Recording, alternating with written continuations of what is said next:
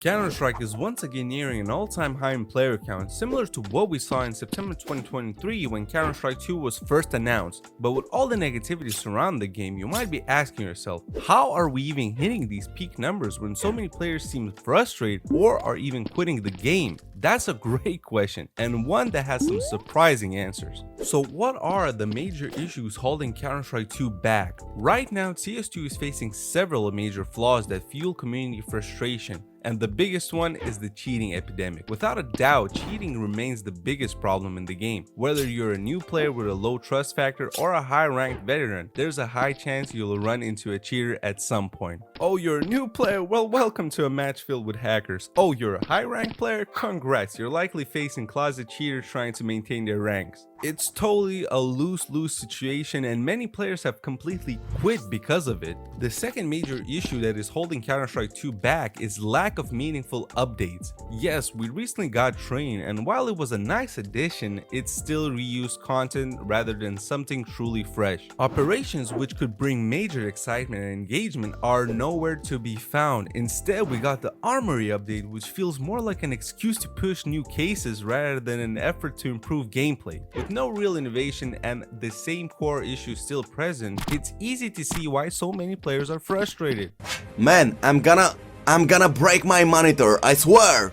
So I ask myself again, why are player counts so high right now? If so many people are angry or quitting, how is Counter-Strike 2 still reaching these near record numbers? And the first reason is the casual player base. One possible explanation is that the majority of players aren't hardcore competitors. Many casual players simply log in, play a few matches, and don't notice or care about cheaters at the same level as more dedicated players do. Since there are fewer blatant raid cheaters in casual modes, most casual players aren't experiencing the same frustration that the competitive scene is. The second reason could be suspiciously bot-like players. Here's where things get interesting. Many players warming up in deathmatch have started reporting something strange. A lot of the players feel like bots.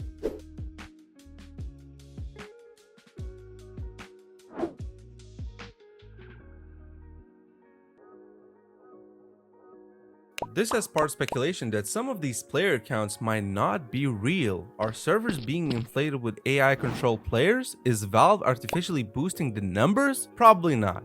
Valve is a privately owned company, meaning they don't have investors to impress with inflated stats. Plus, the Counter-Strike community is too observant. If the numbers were artificially boosted, players would figure out fast. So if a lot of players to you feel like bots, listen, they just suck at the game, so let them suck in peace. So what's the real reason for player counts being so high now? And the most likely explanation for the inflated numbers is the case farming boom. In the past few months, case prices in CS2 item values have skyrocketed. This has made farming cases more profitable than ever. As a result, thousands of bot accounts have flooded the game to farm and sell cases, massively inflating player count numbers. So while Counter-Strike 2 isn't necessarily as bad as the loudest voices make it seem, its record player count might not be as real as it looks on paper. Counter-Strike 2 is at a crossroads. The player count looks great on paper, but the game itself is in a rough spot. The cheating issue is worse than ever, updates feel lackluster, and a large chunk of the active player base might just be bot accounts farming cases. So what do you think? Is CS2 truly thriving,